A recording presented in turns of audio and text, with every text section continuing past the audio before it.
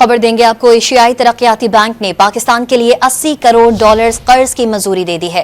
مزید جانتے ہیں ڈان نیوز کے نمائندے طاہر شرانی سے۔ جی طاہر شرانی، مزید تفصیل بتائیے گا۔ جی، بھارت کو ایک ماہ کے دوران دوسری بار ہے کہ عالمی مالیاتی فورم پر شرمندگی کا سامنا کرنا پڑا ہے۔ بھارت کے اعتراضات کے باوجود ایشیائی ترقیاتی بینک کی بورڈ کی جانب سے پاکستان کے لیے $80 کروڑ کا پیکج منظور کر لیا گیا ہے، اور بھارت کی جانب سے اس پیکج کو مؤخر کرنے کے لیے کوششیں کی گئیں۔ اس سے پہلے 28 مئی کو ایشیائی ترقیاتی بینک بورڈ کا اجلاس شیڈیول تھا، لیکن بھارت کی درخواست پر اس میں 6 روز کی توسیع کی گئی، اور 3 جون کو جو اجلاس ہوا ہے اس میں پاکستان کے لیے قرض پیکج ہے وہ منظور کر لیا گیا ہے۔ اس میں سے جو $30 کروڑ ہیں وہ بجٹ سپورٹ لون کی مد میں ہوں گے، اور جو $50 کروڑ ہیں وہ کمرشل بینکوں سے قرض لینے کی گارنٹی کی مد میں منظور کیے گئے ہیں۔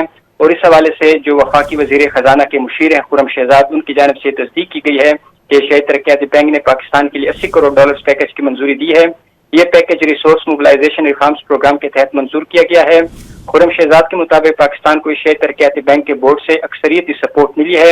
اس سے قبل بھارت نے IMF کے جو قرض کی دوسری قسط اس پر بھی اعتراض کیا تھا، لیکن بھارت کے اعتراضات کے باوجود IMF کی جانب سے پاکستان کے لیے $1 ارب سے زائد کا جو دوسری قسط کی مد میں منظوری دی گئی تھی، اور اس کے بعد اب ایشیائی ترقیاتی بینک کی جانب سے پاکستان کے لیے $80 کروڑ کا پیکج منظور کیا گیا ہے۔ طاہر شرانی اپڈیٹ کرے تھے، آپ کا شکریہ۔